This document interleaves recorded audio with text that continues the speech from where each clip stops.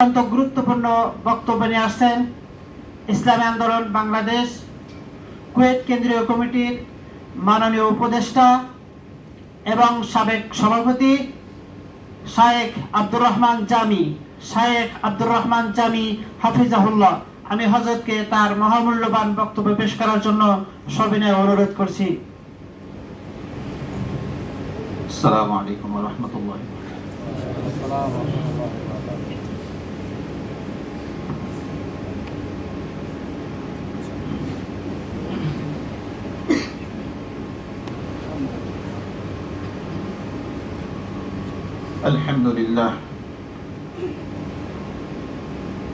الحمد لله نحمده ونستعينه ونستغفره ونعوذ بالله من شرور أنفسنا ومن سيئات أعمالنا من يهده الله فلا مضل له ومن يضلله فلا هادي له ونشهد أن لا إله إلا الله وحده لا شريك له ونشهد أن سيدنا محمدا عبده ورسوله إمام الأنبياء وولي الصالحين والأتقياء صلى الله عليه ما دام الليل والنهار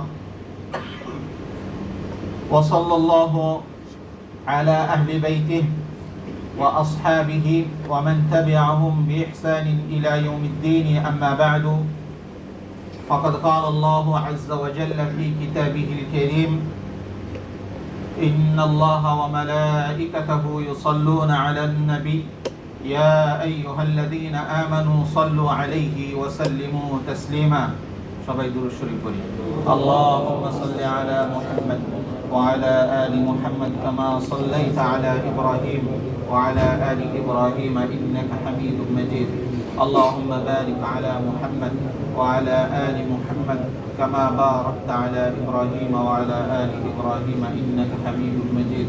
اللهم صل على محمد النبي وأزواجه أمهات المؤمنين وذريته وأهل بيته كما صليت على آل إبراهيم إنك حميد مجيد. আজকের এই মহতি জলসার সম্মানিত সভাপতি, ওলামা একরাম, দিন প্রিয়, ইসলাম প্রিয় মুসলিম ভাইরা, সিরাতুন নবী এমন একটি বিষয়, মহান বিষয়, যে বিষয়টি সে নিজেই উজ্জ্বলতর, উদ্ভাসিত এবং গুরুত্বপূর্ণ আমাদের জীবনের জন্য একটি বিষয়। এর মধ্যেই আমাদের নাজাত এবং কামিয়াবি, দুনিয়াতে আমাদের কামিয়াবি এবং আখিরাতে মুক্তির পথ সিরাতুন নবী সাল্লাল্লাহু আলাইহি ওয়াসাল্লামের মধ্যেই নিহিত। রাসূলুল্লাহ সাল্লাল্লাহু আলাইহি ওয়াসাল্লামের সিরাতের আনুগত্যের ব্যাপারে আল্লাহ আমাদেরকে কি বলছেন?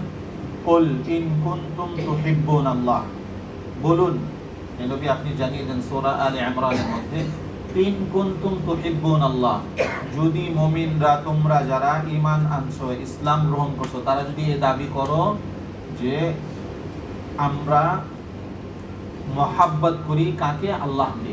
ইন কুনতুম তুহিব্বুনাল্লাহ ফাত্তাবিউনি, তাহলে হে নবী আপনি বলে দেন তোমরা সকলে আমার আনুগত্য করো। এর প্রতিদান আল্লাহ আমাদেরকে কি দিবেন? জাযা দিবেন। ইউহিব্বুকুমুল্লাহ, আল জাযা মিন জিনসিল আমাল। আমরা আমাদের বাংলায় বলি যেমন কর্ম তেমন ফল।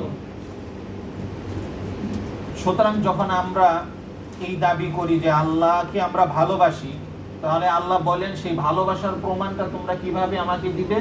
আমার নবীর আনুগত্যের মাধ্যমে। তার প্রতিদান আমি কি দিব? ইউহিব্বুকুমুল্লাহ, আমি আল্লাহ তোমাদেরকে ভালোবাসবো, আল্লাহ তোমাদেরকে ভালোবাসবে। তার প্রতিদান হলো ভালোবাসার প্রতিদান কি? ভালোবাসা। শুধু এতটুকুই নয়, আল্লাহ আরো বলেন ওয়ায়াগফির লাকুম যুনুবাকুম, আল্লাহ তোমাদের অপরাধগুলোকে ক্ষমা করে দিবেন। আল্লাহু গফুরুর রহিম, আল্লাহ বড়ই ক্ষমাশীল, রহিম দয়াশীল, এবং তোমাদের প্রতি রহমত করবেন। তাহলে সিরাতের উপরই আমাদের সমস্ত কিছু, আমাদের জীবনটাই। আল্লাহ অন্য আয়াতে বলেন যে লাকাদ কানা লাকুম ফি রাসূলিল্লাহি উসওয়াতুন হাসানাহ, তোমাদের জন্য আল্লাহর রাসূলের মধ্যেই, মুহাম্মদ সাল্লাল্লাহু আলাইহি ওয়াসাল্লামের মধ্যেই, তার জীবনীতেই, তার আদর্শের সর্বোত্তম আদর্শ তোমাদের জন্য। সুতরাং তিনি যেভাবে চলছেন, তিনি যেভাবে বলছেন, সেভাবে চলা, সেভাবে বলা, জীবনের সমস্ত শাখা প্রশাখায় তার সিরাতের আনুগত্য করা, এর মাধ্যমেই আমরা কি করতে পারবো? আমরা জীবনে উন্নতি লাভ করতে পারবো, সফলকাম হতে পারবো। আর সেটা যদি না হয়, তাহলে আমরা যতই বলি কখনো উন্নতি লাভও করতে পারবো না, সফলকামও হব না, এবং আখেরাতে আমাদেরকে জাহান্নাম থেকে নাজাত দেওয়ার মতো অন্য কিছুও থাকবে না। একমাত্র নাজাতের ব্যবস্থা কোথায়? রাসূলুল্লাহ সাল্লাল্লাহু আলাইহি ওয়াসাল্লামের আনুগত্যের মধ্যে।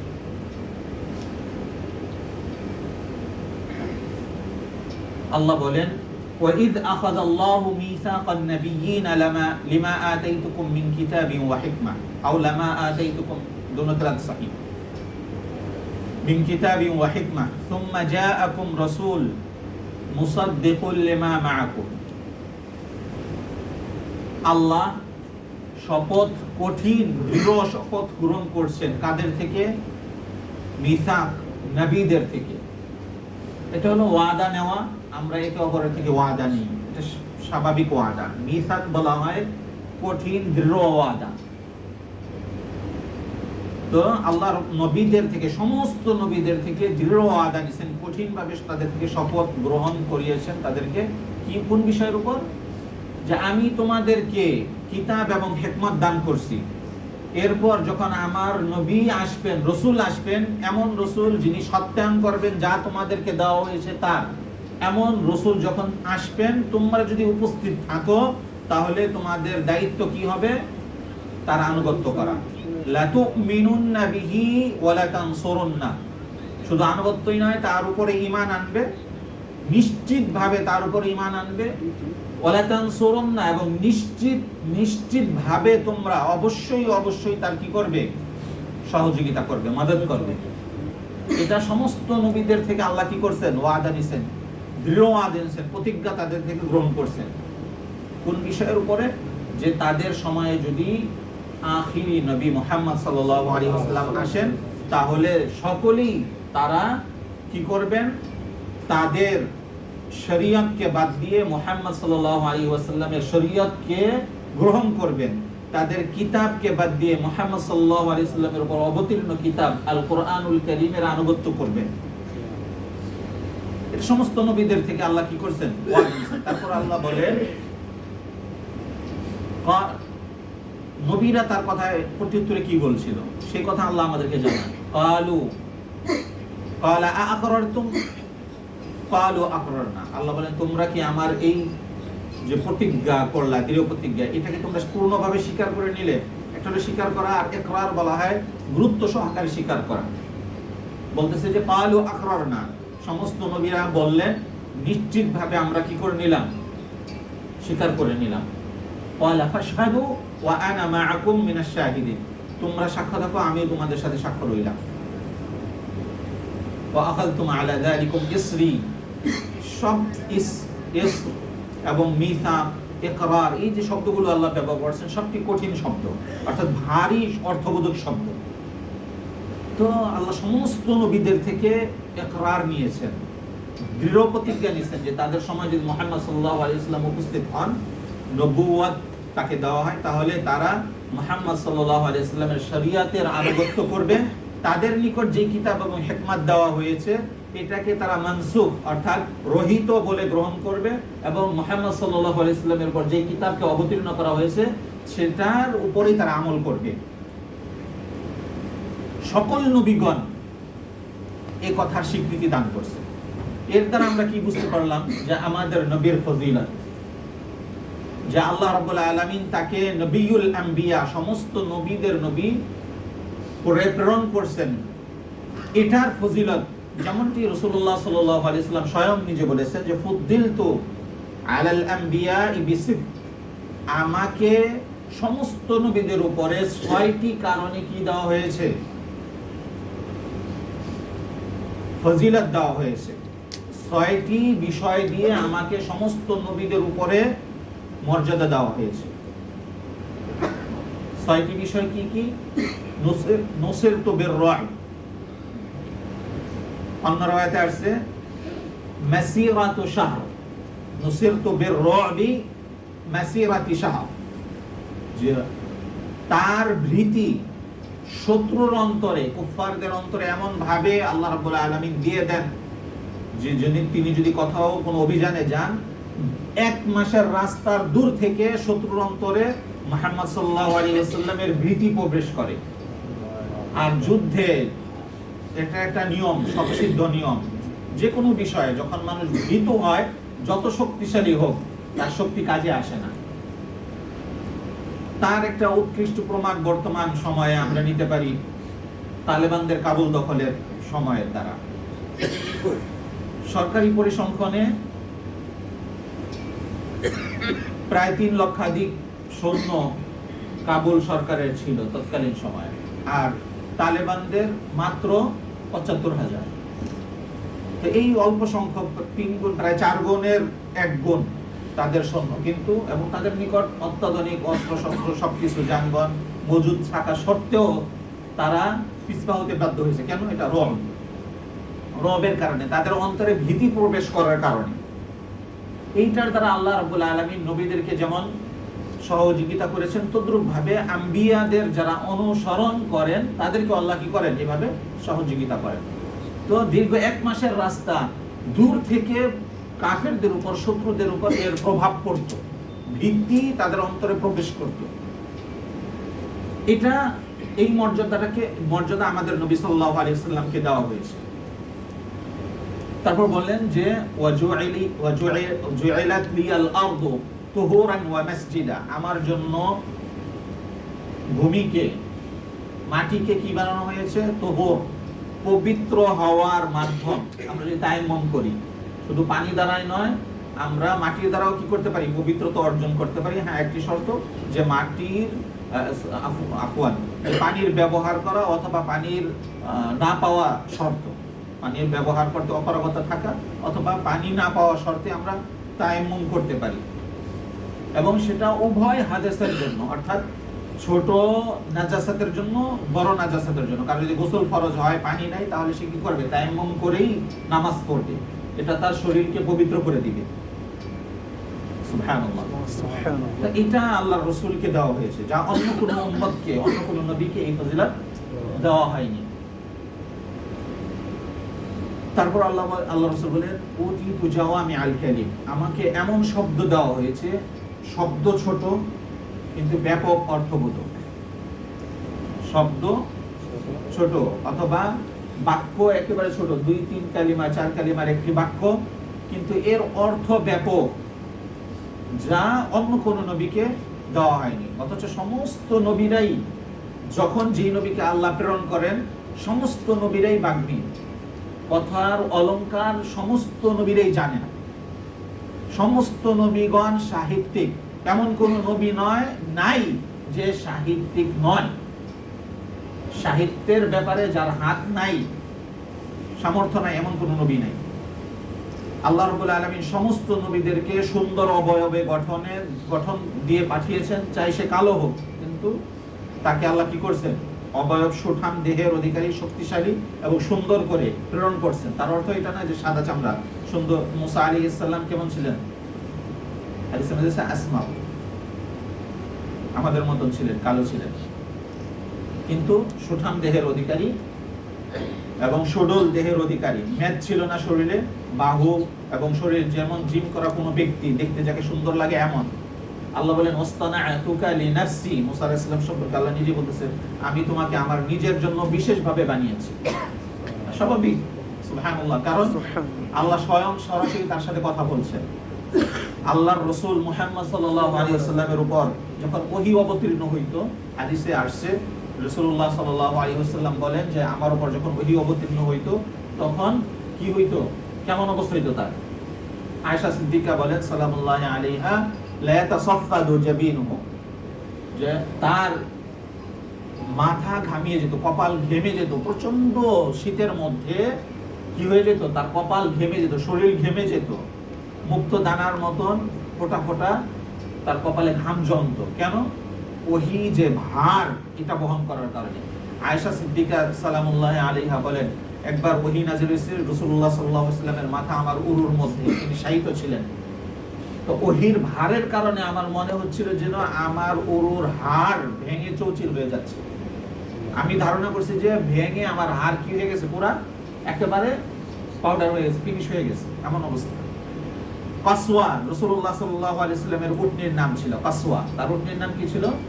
কাসওয়া। তিনি যদি তার উপরে আরোহী থাকতেন, তখন যদি ওহী অবতীর্ণ হতো, ওহীর ভারে কাসওয়া বসে যেত। আর সেই কাসওয়া, কোন কাসওয়া এত শক্তিশালী ছিল যে বলা হয় রাসূলুল্লাহ সাল্লাল্লাহু আলাইহি ওয়াসাল্লামের এই উটনিকে কখনো কোনো উট হারাতে পারেনি।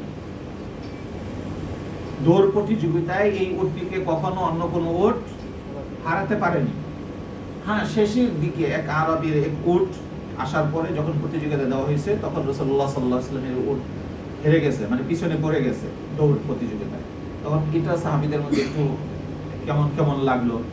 আল্লাহ রাসূল তখন বলতেছে যে দেখো, যে জিনিসই সামনে অগ্রসর হয় সবটাই তার এক সময় কি আসে যায়, স্থিতি অবস্থায় এসে যায়। এক অবস্থায় সবাই থাকে না। রাসূলুল্লাহ সাল্লাল্লাহু আলাইহি ওয়াসাল্লাম আম্মা জান আয়েশা সিদ্দিকা সালামুল্লাহি আলাইহা, এই যে ছোট ছোট কথা বলতেছি বিভিন্ন দিক থেকে, অ্যাঙ্গেল থেকে, এগুলো ধরে রাখার চেষ্টা করবেন যে আম্মা জান আয়েশার সাথে, অর্থাৎ স্ত্রীর সাথে ব্যবহার আচার কেমন করতে হয়, দৌড় প্রতিযোগিতা দিয়েছেন। কখন? যখন আয়েশা সিদ্দিকা সালামুল্লাহি আলাইহা তিনি হালকা পাতলা ছিলেন, মানে বিবাহের বৈবাহিক সম্পর্কের প্রথম দিকের অবস্থায়। বলতেছেন যে ফাসাবাক্তু, আয়েশা সিদ্দিকা বলেন যে আমি অগ্রগামী হয়ে গেলাম রাসূলুল্লাহ সাল্লাল্লাহু আলাইহি ওয়াসাল্লামের থেকে। স্বাভাবিক, যে অগ্রগামী হয় তার থেকে খুশি লাগে। তো বলতেছে যে আবার অনেক দিন পরে আমরা দুজন কি করলাম, দৌড় দিলাম। আয়েশা সিদ্দিকা আমাদের আম্মা জান বলেন ওই সময় আমি একটু মোটা হয়ে গেছি। তো রাসূলুল্লাহ সাল্লাল্লাহু আলাইহি ওয়াসাল্লাম আমার থেকে অগ্রগামী হয়ে গেলেন। তারপরে তিনি কি বলতেছেন, হাদিহি বিতিলক, আল্লাহ রাসূল তাকে বললেন যে এইটা ওইটার প্রতিদান। এই যে খুনসুটি, মানে এটা আমাদের সামাজিক জীবনে বা পারিবারিক জীবনে খুবই গুরুত্বপূর্ণ একটি বিষয়। আমরা এটা অনেকে মনে করি যে হ্যাঁ, বউর সাথে এটা কিভাবে করতে পারি, স্ত্রীর সাথে এটা কিভাবে, বন্ধু বান্ধবের সাথে ওকে ঠিক আছে না, এই বিষয়গুলো। হ্যাঁ, সেটার জন্য একটা পরিবেশ দরকার, সেই পরিবেশ থাকলে এটা করা, এটা একটা সুন্নাহ। তো রাসূলুল্লাহ সাল্লাল্লাহু আলাইহি ওয়াসাল্লামের হায়াত আলোচনা পর্যন্ত সংক্ষিপ্ত সময়ে সম্ভব না, কিন্তু আমরা আমাদেরকে আল্লাহ যা তৌফিক দেন এবং যতটুকু আমরা শুনি আমল করার চেষ্টা করি, আল্লাহ আমাদেরকে তৌফিক দান করুন, আমিন। তো যে কথা বলতেছিলাম, যে হাদিসটি প্রথমে আলোচনায় এনেছিলাম, যে 6টি বিষয়ের দ্বারা আল্লাহর রাসূলকে মর্যাদা দেওয়া হয়েছে অন্যান্য নবীদের চেয়ে বেশি। জাওয়ামিউল কালিম, যে রাসূলুল্লাহ সাল্লাল্লাহু আলাইহি ওয়াসাল্লামের কথা অল্প কিন্তু তার অর্থ ব্যাপক, অর্থবোধক শব্দ আল্লাহ তাকে দিয়েছেন। তারপর হচ্ছে যে দূর থেকে 1 মাসের দীর্ঘ রাস্তার থেকে আল্লাহর রাসূলের ভীতি শত্রুদের অন্তরে, কুফফারদের অন্তরে গেঁথে দেওয়া হতো। 2, তৃতীয় নম্বর যে তার জন্য, তার বরকতে আমাদের জন্য, এই উম্মতের সকলকে আল্লাহ কি দিয়েছেন, যে এই ভূমিকে, পৃথিবীকে, মাটিকে আল্লাহ আমাদের জন্য পবিত্র করে দিয়েছেন, পবিত্র হওয়ার মাধ্যম বানিয়েছেন, এবং মসজিদ, যে কোনো স্থানে আমরা নামাজ পড়তে পারি, এটা আমাদের সুযোগ করে দিয়েছেন। অন্য কোনো উম্মতের এই সুযোগ ছিল না। তারা শুধুমাত্র তাদের ইবাদতের স্থানেই নামাজ পড়তে পারত, অন্য কোথাও না। তারপর 4র্থ নম্বর কি, বা এটাকে আমরা দুইটাও ধরতে পারি, মসজিদ এবং তুহুর। তারপর হলো যে রাসূলুল্লাহ সাল্লাল্লাহু আলাইহি ওয়াসাল্লাম বলেন যে ওয়াহুতিমা বিয়ান নাবিয়্যুন, আমার মাধ্যমে, যেটা আসলে আজকের মূল উদ্দেশ্য বলার, ওয়াহুতিমা বিয়ান নাবিয়্যুন, আমার দ্বারা সমস্ত নবীদের সিলসিলাকে খতম করা হয়েছে। নবুয়তের খাতমে নবুয়তের সিলমোহর কার দ্বারা করা হয়েছে? মুহাম্মদ সাল্লাল্লাহু আলাইহি ওয়াসাল্লামের দ্বারা করা হয়েছে। সর্বপ্রথম নবুয়ত তাকে দেওয়া হয়েছে, খতমও তার দ্বারা করা হয়েছে। সেটা কিভাবে? সেটা হলো এই যে, এটার একটা উপমা আমরা নিই, তারা আমাদের জন্য বুঝতে সহজ হবে। আমরা যদি জ্যামিতিক বক্স, আমরা যখন লেখাপড়া করছি, যে আমাদের হাতে ছোট জ্যামিতিক বক্স থাকতো, যেটা দ্বারা আমরা দায়রা করতাম, অর্থাৎ গোল চক্কর, এভাবে পেন্সিল সাথে দিয়া এভাবে ঘুরাইতাম, তাহলে কি হইতো, একটা গোল চক্কর আসতো নাকি? আচ্ছা বলেন, যখন গোল চক্কর দিতাম, এই যে মধ্যে যে জায়গাটায় আমরা ধরছি পিনটাকে, সেখানে একটা পুটুলি হয় কিনা? ঠিক আছে, এটা কি দেখা যায়? দেখা যায় না। দেখা যায় কোনটা? দায়রাটা, চার সাইডে যেই দাগটা আমরা গোল চক্করটা আঁকতেছি, এটা দেখা যায়, আস্তে আস্তে বড় হচ্ছে, এটা বোঝা যায়, দেখা যায়। পুটুলিটা দেখা যায় না। কিন্তু এই বিন্দুটা, এই পুটুলিটা, এটা হলো মূল। এটা এখানে যদি আপনি ধরতে না পারেন তাহলে কি করতে পারবেন না, এটা কেন্দ্রবিন্দু। এটা যদি ধরতে না পারেন তাহলে আপনি কি করতে পারেন, চারদিকে দায়রা করতে পারবেন না। তাহলে দায়রা করার জন্য এটার উদাহরণ দিচ্ছেন হযরত কাসেম নানতুবি রাহিমাহুল্লাহ এইভাবে, যে এই দায়রাটা হলো সমস্ত নবীদের নবুয়ত, এবং এই পুটুলিটা হলো মুহাম্মদ সাল্লাল্লাহু আলাইহি ওয়াসাল্লামের নবুয়ত। অর্থাৎ এইটার দায়রা করার জন্য শুরুতে তার দরকার, আবার শেষ করার জন্য তার দরকার। অর্থাৎ নবুয়ত, আল্লাহ রাসূলকে আবু যর গিফারি সালামুল্লাহি আলাইহি জিজ্ঞাসা করছেন, ইয়া রাসূলুল্লাহ মাতা ওয়াজাবাত লাকান নবুওয়া, আপনার জন্য নবুয়তের সিদ্ধান্ত কখন হয়েছে, বা আপনাকে নবুয়ত কখন দেওয়া হয়েছে? বলছেন যে আনা নবিয়ুন ওয়া আদামু মুনজাদিলুন বাইনাত তিনি ওয়াল মা, আমি তখন যদি যখন আদম আলাইহিস সালাম পানি এবং মাটির সংমিশ্রণে খানিরা হয়ে যখন আছে তখন। সুবহানাল্লাহ। এখানে আবার বুঝতে আমরা ভুল না করি, মুহাম্মদ সাল্লাল্লাহু আলাইহি সাল্লাম আদম আলাইহিস সালামের সন্তান। একটু সূক্ষ্ম বিষয় বুঝে নেওয়ার চেষ্টা করি। এমন নয় যে তিনি আদম আলাইহিস সালামের আগেই তার সৃষ্টি, না, সৃষ্টি পরে। এটা কিভাবে সম্ভব? এটা সম্ভব হলো বিল আমর, আদেশের মাধ্যমে, হুকুমের মাধ্যমে। এটা কিসের মাধ্যমে সম্ভব? যে আল্লাহর পক্ষ থেকে নির্ধারিত আদেশ। একটু উপমাদি আপনাদের জন্য বুঝতে সহজ হবে। আমরা যে এই যে টাকা ব্যবহার করি এখন, এটা কত টাকা? 10 দিনার। এটা মূলত কি? কাগজ। এটা মূলত কি? কাগজ। কুয়েত সরকারের আদেশ এর উপর বহাল আছে যে এই কাগজটার, এই রঙের, এই ছাপার কাগজটার মান কত? 10 দিনার। এই হুকুমটা বহাল থাকার কারণে এই কাগজের মান এখন কত? 10 দিনার। কালকে যদি যখন উঠায় নেওয়া হবে, আজকে যদি এখনই বলে যে এটার হুকুম উঠায় নেওয়া হলো, মান উঠায় নেওয়া হলো, রং ওইটা আছে, কাগজ ওইটাই বাকি আছে, কিন্তু তার মান কি বাকি থাকবো? আর আপনি কোথাও নিলে এটা চলবে? কেউ আপনাকে কিছু দিবে? কিচ্ছু দিবে না। অথচ এর চেয়ে ছোট, একেবারে ছোট যেটা রুবা দিনার, সেটা নিয়ে যান, আপনাকে দিবে, কারণ তার হুকুম বাকি আছে। তো তদ্রূপ ভাবে মুহাম্মদ সাল্লাল্লাহু আলাইহি ওয়াসাল্লামের নবুয়ত হুকুমের মাধ্যমে প্রথম, বাস্তবে সর্বশেষ। বাস্তবে কখন? সর্বশেষ। পার্থক্য এতটুকুই, আর কিছু না। তো এবার আয়াতে ফিরে আসি। এখানে আয়াতের দিকে এবার আমরা লক্ষ্য করি যে আল্লাহ শুরুতে বলছেন ওয়াইদ আখাদাল্লাহু মিসাকান নাবিয়্যিন, আল্লাহ যখন সমস্ত নবীদের থেকে দৃঢ় প্রতিজ্ঞা গ্রহণ করছেন, তাদের থেকে নিছেন। আচ্ছা এবার বলেন তো, কোন নবীর নবুয়তকে আমাদের নবী মুহাম্মদ সাল্লাল্লাহু আলাইহি সাল্লামের আগমনের দ্বারা কি কাটা হইছে?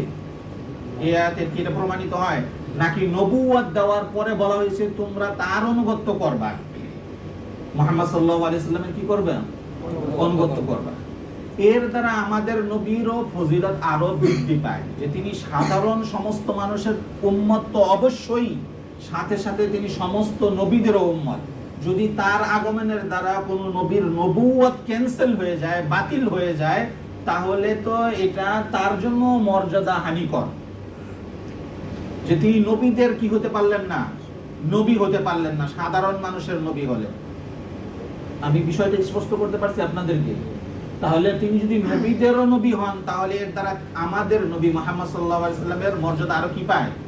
বৃদ্ধি পায়, যে তিনি নবীদেরও নবী। আর যদি তার নবুয়তের মাধ্যমে সবার নবুয়তি রহিত হয়ে যায়, বাতিল হয়ে যায়, তাহলে কি বোঝা গেল? হ্যাঁ, একটা মর্যাদা বোঝা যায় যে তার দ্বারা সম্ভবটা বাতিল হয়ে গেছে, কিন্তু তিনি কোন নবীদের নবী হতে পারলেন না। এইটা বেশি মর্যাদার যে তিনি নবীদেরও নবী। তো সুতরাং, আর এটা কোরআনুল কারীম, যেটাকে নাস বলা হয়। নাস বলা হয় কাকে? কোরআনের ওই আয়াতকে যেখানে কোনো, যার অর্থ সুস্পষ্ট, যেখানে ব্যাখ্যা বিশ্লেষণের প্রয়োজন নাই, যেখানে অন্য কোনো ব্যাখ্যা বিশ্লেষণের প্রয়োজন নাই, সবাই স্বাভাবিকভাবে বুঝে। যেই অর্থ আয়াত, যেই আয়াতকে স্বাভাবিকভাবে সবাই বুঝে, যে কেউ শুনলেই বুঝে এর আল্লাহ কি বুঝাতে চাইছেন, সেটাকে নস বলা হয়। সেটাকে কি বলা হয়? নস। আর নস যে স্পষ্ট সুস্পষ্ট আয়াত, যেটা নস, সেইখানে কারো কোনো ব্যাখ্যা করার অধিকার নাই, কারো কোনো কি করার অধিকার নাই, ব্যাখ্যা করার অধিকার নাই। তো যাই হোক, তো এই নস যে আল্লাহ বলতেছেন ওয়াইদ আখাযাল্লাহু মিসাকান নাবিয়্যিন, আল্লাহ সমস্ত নবীদের থেকে মিসাক নিছেন, গুরু এবং দৃঢ় কি নিছেন? শপথ নিছেন। তাহলে যখন নবীদের থেকে শপথ নিছেন, তারা নবী, মুহাম্মদ সাল্লাল্লাহু আলাইহি ওয়াসাল্লাম আসলেও নবী। পার্থক্য কতটুকু? হ্যাঁ, তাদের শরীয়ত রহিত হয়ে যাবে। শরীয়ত মানে তাদের সংবিধান, তাদেরকে আল্লাহর পক্ষ থেকে যে সংবিধান দেওয়া হয়েছে, আমাদের পরিভাষায় এখন আমরা যেটা বুঝি যে সংবিধান, ঠিক আছে? পাকিস্তানের আমলে যে সংবিধান ছিল, এটা কি এখন আমাদের দেশে চলে?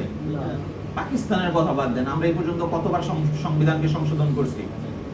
প্রায় 16 বার মনে হয়। সর্বশেষ যে সংশোধিত সংবিধান, সর্বশেষ যেটা ছিল, এটাও কি এখন চলবো? চলে না। অথচ ওই সময় এই সংবিধানই যেটা পূর্বে রহিত হয়েছে, এখন যেটা বহাল আছে, সেটা মর্যাদা ছিল কিনা? ছিল।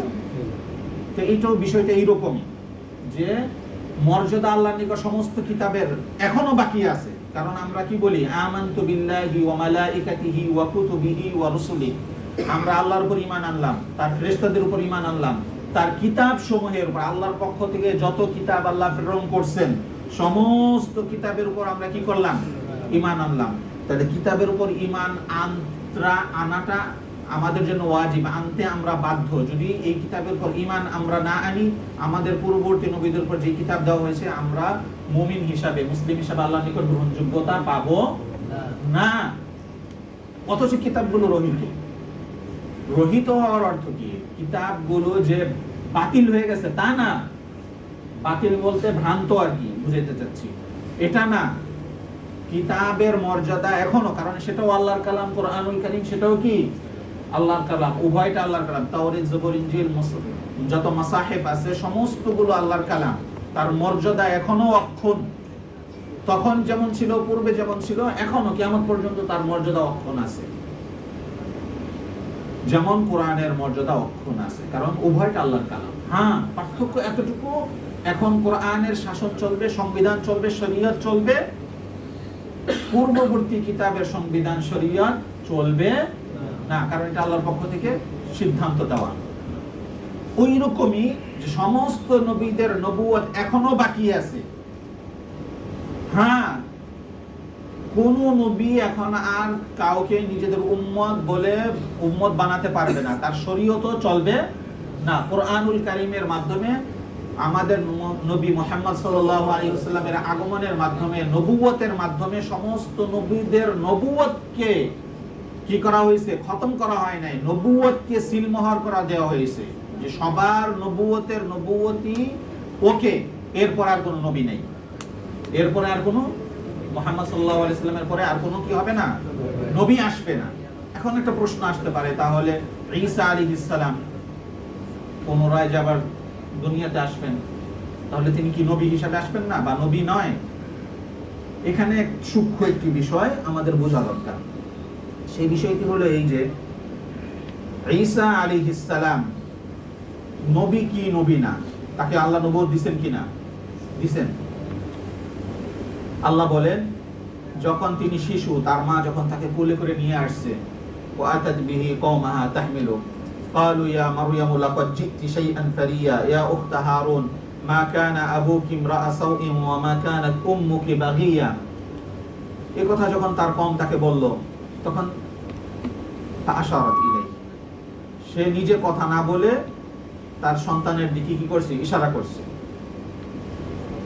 ইঙ্গিত করছে যে তাকে জিজ্ঞাসা করো। ক্বালা ইন্নী আব্দুল্লাহ, সবার দৃষ্টি যখন তার দিকে গেছে, ঈসা আলাইহিস সালাম শিশু অবস্থায়, একদিনের শিশু, বলতেছেন ইন্নী আব্দুল্লাহ আতানিয়াল কিতাবা ওয়া জাআলানি নাবিয়্যা, আমি আল্লাহর দাস, আল্লাহ আমাকে কিতাব দান করেছেন ইনজিল, ওয়া জাআলানি নাবিয়্যা, আল্লাহ আমাকে নবী হিসাবে প্রেরণ করেছেন। তাহলে তার নবুয়তের ব্যাপারটা আমাদের আর আমাদের কোনো সন্দেহের বিষয় আছে? সন্দেহাতীত ভাবে প্রমাণিত কোরআনুল কারীমের মাধ্যমে, যেটাকে একটু পূর্বে আমি বলছি যে যাকে নস বলা হয়। নস বলা হয় কোরআনুল কারীমের ওই আয়াতকে, আবারও বলছি, যে আয়াতের মধ্যে ব্যাখ্যা বিশ্লেষণের প্রয়োজন হয় না, যা সরাসরি বোঝা যায়, স্পষ্ট আকারে বোঝা যায়। যে ওয়াজআলানি নাবিয়্যা, এই যে শব্দে আল্লাহ আমাকে নবী বানিয়েছেন, নবী হিসাবে প্রেরণ করেছেন, এর মধ্যে কি আর ব্যাখ্যা বিশ্লেষণের প্রয়োজন হয়? দুধ সাদা, এটা বুঝাইতে কি ব্যাখ্যার প্রয়োজন? এটা বুঝাইতে ব্যাখ্যার প্রয়োজন? যে একটা কথা আছে যে এটাকে বাদিহি চিজ, অর্থাৎ যা সুস্পষ্ট এমন কোন জিনিস যদি ব্যাখ্যা করা হয় সেটা আরো দুর্বোধ্য হয়। সুস্পষ্ট জিনিস যদি বেশি ব্যাখ্যা করানো হয় তাহলে সেটা কি হয়ে যায়? দুর্বোধ্য হয়ে যায়। তাহলে সুস্পষ্ট জিনিসের ব্যাখ্যার প্রয়োজন হয় না। তো যা বলতেছিলাম যে রাসূলুল্লাহ সাল্লাল্লাহু আলাইহি ওয়াসাল্লাম, আমাদের নবী সাল্লাল্লাহু আলাইহি ওয়াসাল্লাম, তার আগমনের মাধ্যমে সমস্ত নবুয়তের দরওয়াজা কি হয়ে গেছে? বন্ধ হয়ে গেছে। তার অর্থ এই নাই, অর্থাৎ আউযু বিল্লাহ, যে সমস্ত নবীদের নবুয়ত খতম করা হয় না, বরং নবুয়ত নতুন ভাবে দেওয়াটা আল্লাহ বন্ধ করে দিয়েছে। সমস্ত নবীর নবুয়ত বহাল আছে। যেমন ঈসা আলাইহিস সালাম, এখনো তিনি জীবিত, তার মৃত্যু হয়েছে নাকি?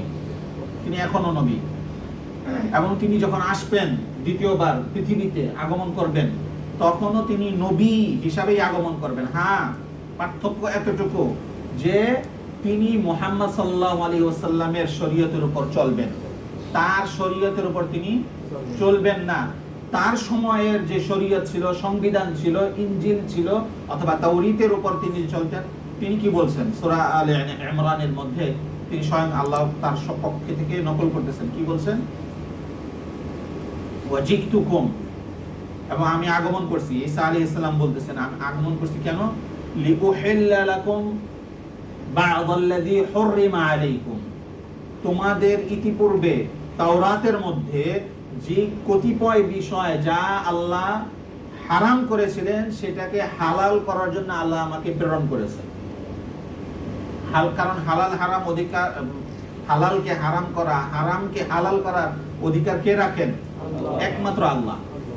তিনি বলেন যে তাওরাতে তোমাদের উপর যেই বিষয়, কিছু বিষয় ছিল যা তোমাদের জন্য হারাম করা হয়েছে, ওই কিছু বিষয়, নির্ধারিত কিছু বিষয়কে হালাল করার জন্য আল্লাহ আমাকে প্রেরণ করেছেন।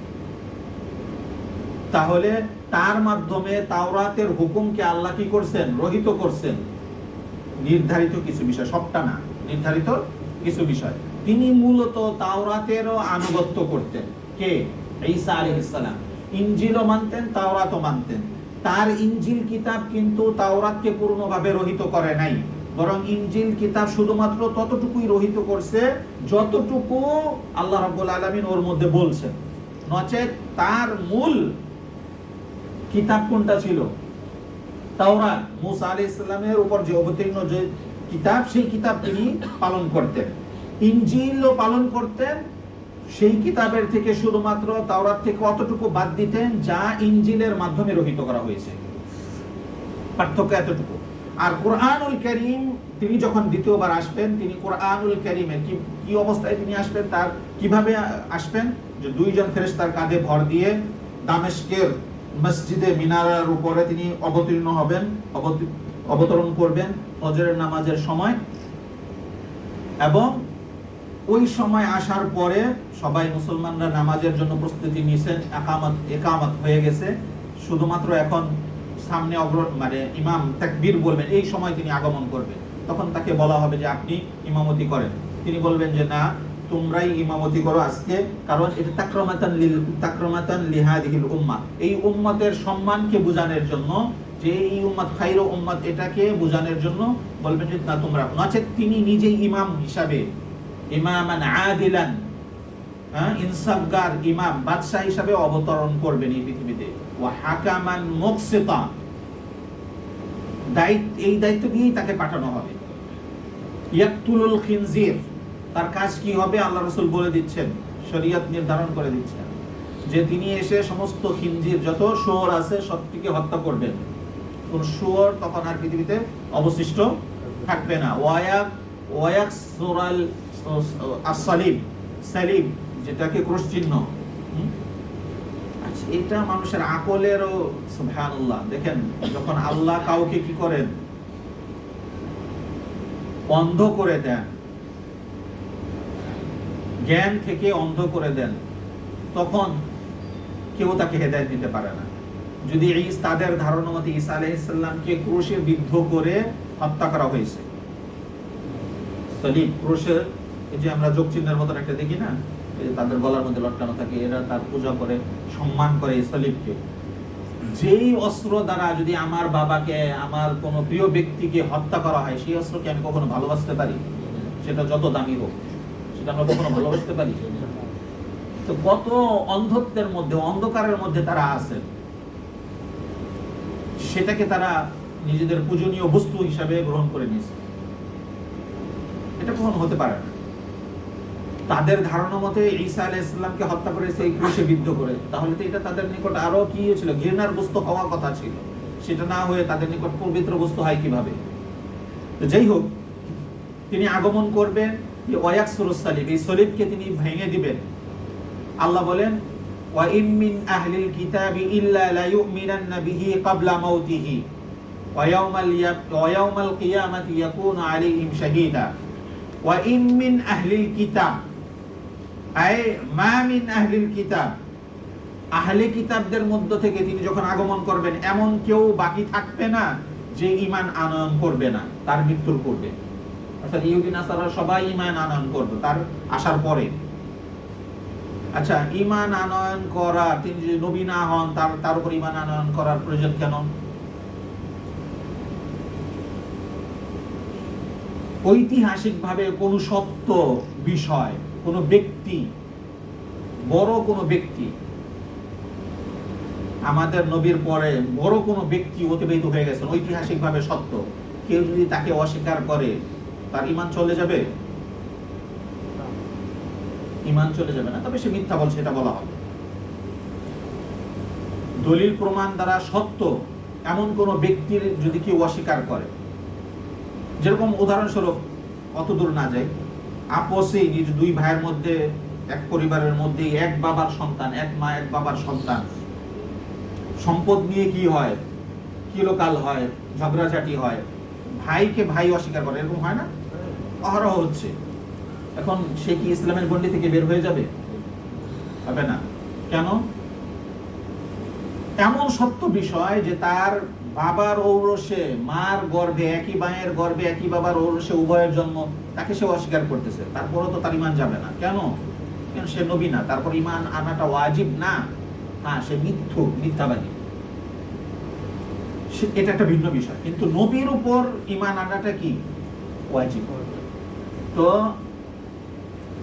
ওই সময়ে আহলে কিতাব যারা থাকতো, তারাও তার উপর ঈমান আনবে। কার উপরে? ঈসা আলাইহিস সালামের উপর ঈমান আনয়ন করবে তারা। কেন তাদেরকে ঈমান আনতে হবে যদি তার নবুয়তি বাকি না থাকে?